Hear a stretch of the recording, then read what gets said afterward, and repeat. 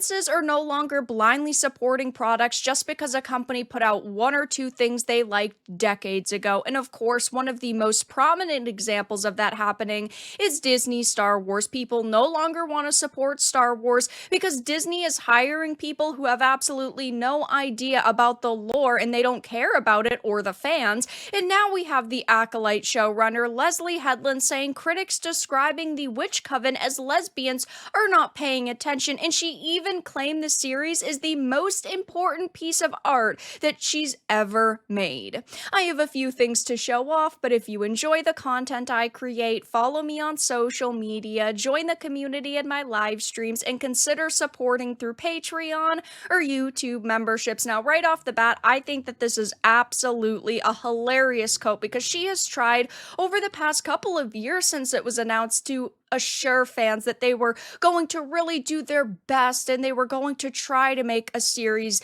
that everyone was going to love and be proud of, but that definitely has not happened. I mean, just taking a quick peek over on Rotten Tomatoes, the critics have been enjoying it as it's sitting at an 85 critic, but a measly 14% audience score with over 10,000 reviews, and it has been consistently sinking, and it's not ever going to get even close to the 85% that the critics have given it. But this is a Bounding into Comics article. It says, despite the term being perfectly apt to describe them, the Acolyte showrunner Leslie Headland believes that anyone labeling the members of her newly canonized all-female space witch coven as lesbians are not actually paying attention to her story. Of course, she has never cared about the canon. She has never cared about fans. She simply cared about getting into this franchise in order to leave her mark. And that's the mindset of so many activists in entertainment now. And they're not trying to do their best job.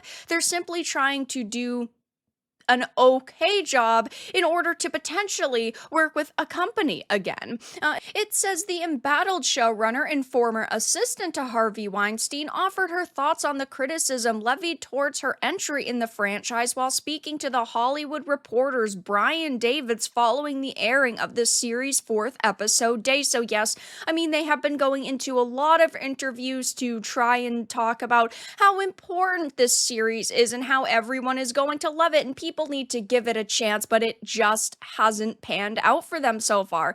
It, first of all, is not getting viewership, and even the people who are watching it are leaving really bad reviews. It doesn't seem like anyone's really loving it, or else they would be, fighting to defend it on social media and on a platform like Rotten Tomatoes. But of course, Leslie Headland cannot do anything at this point to fix her image because her and Amanda Stenberg had previously went into interviews and laughed about characters like R2-D2, saying R2 is definitely a canon lesbian, and C-3PO's definitely got a little bit of gay energy going on. Like, that's just not what Star Wars fans want to hear.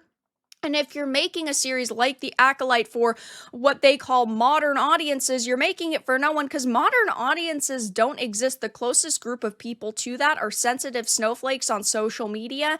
And let's be honest, those people don't care about Star Wars. They are never going to care about Star Wars, and they are never going to watch the trash products that you're putting out.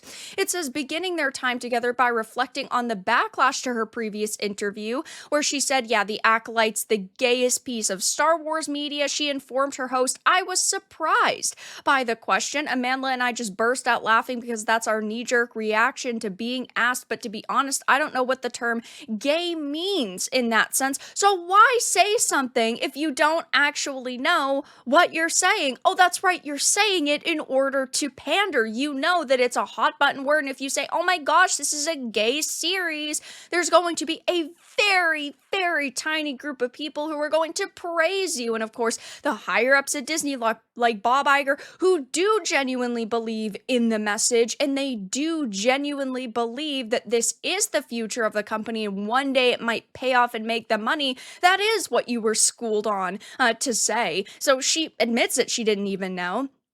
But They now talk about the able to create life from the Force lesbian space witch coven. In turn, the showrunner explained they're in a matriarchal society. As a gay woman, I knew it would read that their sexuality is queer, but there also aren't any men in their community, so a closeness between the two of them would be natural. It seemed plot driven. I would say it's really reductive to call them lesbians. I think it means you're not really paying attention to the story. I mean, this is pure cope because she realizes how it sounds to normal people. They look at that and go, lesbian space witches? What? And now she's saying it back to herself and probably going, yeah, that doesn't sound normal to the average person. Oops. So she's damage controlling by saying, oh, well, it's really not that simple. It's a complex storyline. You know, you're just watering it down in a few simple terms when really it isn't a complex storyline. It was a major retcon that they created life through the Force easily. They've retconned character ages, and just those two things alone are too much. Never mind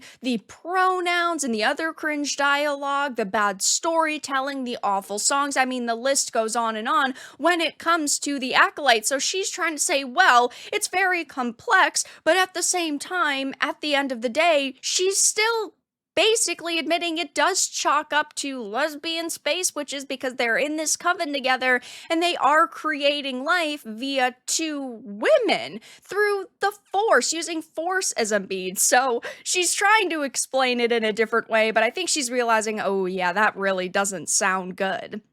However, despite her rejection of this read of the Witch Coven, she makes sure to note that she was proud of being a gay woman who's accompanied this feat, and certainly, if my content is called queer, I don't want to disown whatever queerness is in the show. I would be proud to create something that inspired queer people.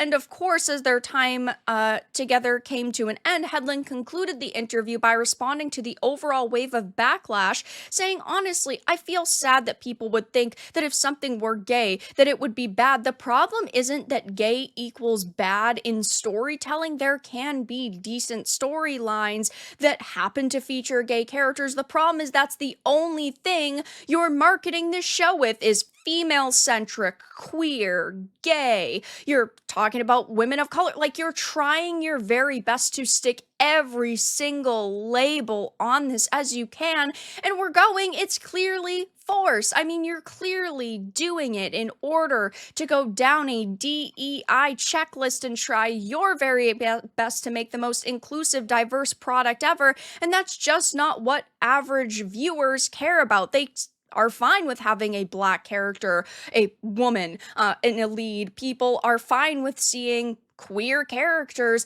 if they're not forced down your throat, and that's their only character trait. And this is the problem with modern storytelling, is that you have a character and it's, oh, they're queer, by the way, this is their name and these are their hobbies. It should be, these are their hobbies, this is their name, oh, and by the way, a small part of that is their sexuality. But that's just not what we're getting from people like Leslie Headland. And of course, we know that people like Kathleen Kennedy are hiring individuals like Leslye because she is willing to continue to push the narratives that they want in content. And of course, we know that the Acolyte is not doing particularly well for Disney. I mean, we have heard so many different speculations about, are they ever going to do, a season 2? Are they ever going to bring Leslie Headland back? But we know financial analysts are calling the Acolyte's global viewership pathetic and explain that only about 3% of Disney Plus subscribers watched. We also know that the viewership had fallen significantly lower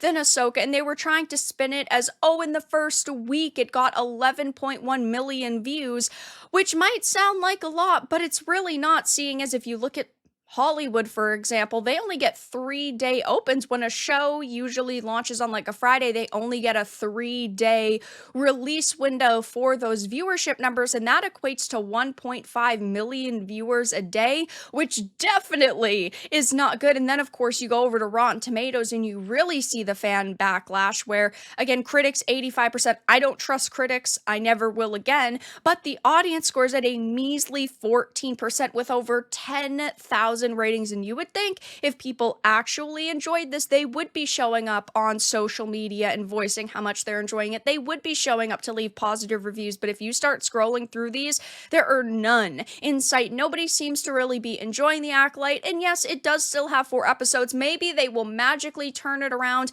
but we all know that that is most certainly not going to happen at this point. So of course, I will continue to keep my eye on The Acolyte, but so far it is an absolute nightmare for Leslye, Headland, Kathleen Kennedy, and Disney, because she's now coming out trying to damage control, saying people aren't really paying attention, while claiming this series is the most important piece of art that she's ever made. But that's all that I really had to discuss in this video. Let everyone know your thoughts in the comments below. If you enjoyed this, give it a like, and if you didn't, give it a dislike. I appreciate your support either way, but I will talk to you all again in the next video really soon.